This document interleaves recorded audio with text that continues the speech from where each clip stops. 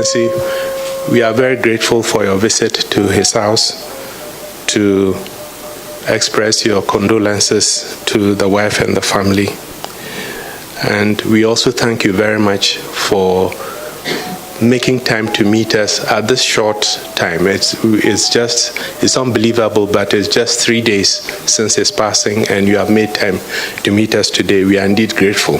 When you visited us, you indicated that the state will be significantly involved in these preparations and this event. And we are glad to report that we have had excellent cooperation from your staff, especially from the state protocol, and we have made extensive progress in the discussions. I think I belong to a large number of people in Ghana who find it still difficult to understand that the Vice President, Mr. Arthur, is no longer with us. Listening to his brother speak, it's almost as if having some kind of hallucination, because it's difficult still to assimilate the information. This is a very vibrant personality in our national life, and who still had so much in him to give to Ghana. But as you said, the ways of the Almighty are not our ways. So we have no option but to accept what happens to us. I think that the reception that the news of his death received is a testimony to how the generality of Ghanaians felt about the man. Across the political divide, all different aspects of our society, everybody has been touched by his passing, especially in this very dramatic manner in which it took place. As I said when I came to the house on Saturday, I was told about this early in the morning of Friday. I was shocked. I couldn't believe it for several seconds when the Minister of National Security rang to let me know what had happened. But not being able to come on that day, I asked the Vice President to come immediately. He came with the Chief of Staff to come and express to the family, to the widow, to all of you, our deep condolences about what had happened, and indicated that the first opportunity I myself would like to come and express my feelings in person. And I was able to do so on the Saturday. It's very sad circumstances. He wasn't a very close friend of mine, but I knew him, had a great deal of admiration and respect for him.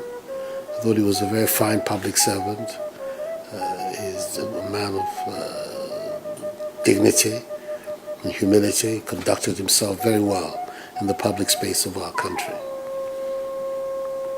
I'm a little bit touched by his wishes for a simple, solemn, dignified burial. There's a part about it where we have to part company. He's no longer just another member of the family. He's state property.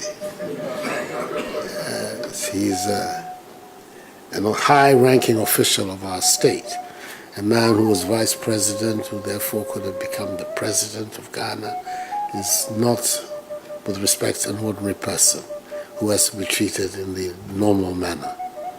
So, to some extent, those wishes will have to give way to the status that he had. I've decided, and it is an obvious decision, that he should be given a full state burial.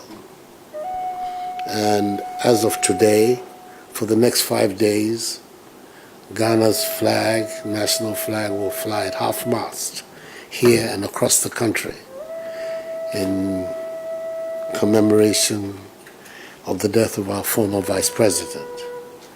We're opening an official book of condolence for him at the conference center from tomorrow morning. And instructions have been given by me to the foreign minister to open books of condolence for him across all the missions of Ghana across the world. That everybody should recognize that it is a national loss that we in Ghana are suffering. Not a loss for his party or for his family, or for the community from which he came. It's a loss for the entire Ghanaian nation. And it is on that basis that the arrangements will be made. Places where he should be buried, of course, those are matters that the family has to have a predominant say. We can only think of how difficult these moments must be for the mother. And that in her old age she has to bury her son. That cannot be an easy matter for her. And she will have a last say. We don't have a problem. But the funeral will be a funeral conducted for him by the state and the people of Ghana in commemoration and in acknowledgement of what he was and where he was in our national life. But as I say, I am, with like the rest of the Ghanaian people, we are very sad at his departure. He was a fine public servant. Our nation is poorer for his departure. But what we will try to do is to show our appreciation in the manner in which we send him off. So I'm grateful that you have come here today to inform us formally about what has happened. And on our side already, the Director of State Protocol and the others are involved with you. They'll be more involved, and they will do whatever is necessary for us to be able on that day to give him that dignified exit that he sought. I can say once again,